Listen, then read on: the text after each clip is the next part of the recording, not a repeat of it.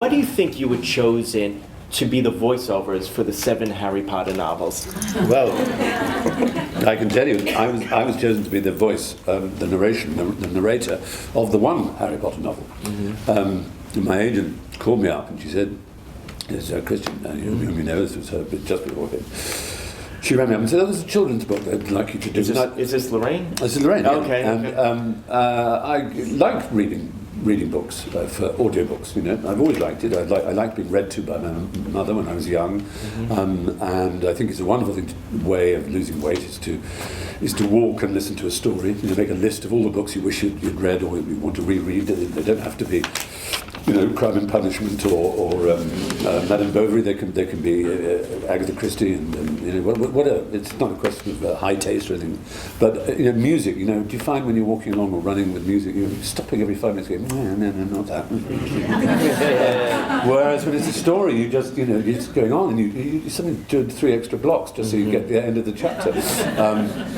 So I've always loved being read to, and I've always liked the idea of reading. And children's stories are fun, and I thought, well, a children's story, that won't take very long, you know. And the cat and the dog became friends. The end. I got sent this manuscript, and I got very intrigued by it. It was a fantastic idea, what a wonderful premise. It was called in Britain Harry Potter and the Philosopher's Stone, and obviously Scholastic, the American publishers, thought the word philosopher was an absolutely horrific word for a child to be exposed to. Oh my God!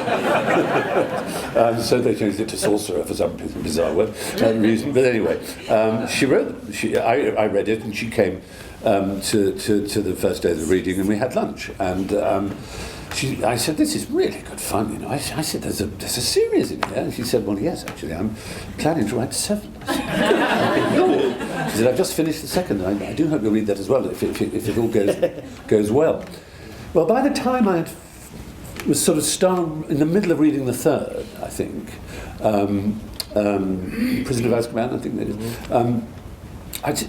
People would say to me at dinner parties, what have you been up to? I said, I've just been in the studio doing an audiobook, a children's audiobook, and they say, "What's it called?" I say, "It's about this boy wizard called Harry Potter." And they go, "Oh, I've heard of him." Apparently, what happens is parents read it to their children, and then, you know, the mother or the father thinks, you know, "Where's Daddy gone?" And there's Daddy sitting at the top of the stairs reading the rest of the book. The child's fallen asleep. And it became famous, and they produced an edition for adults with a rather more sober front cover so they could read it on the tube without looking as if they're reading children's fiction.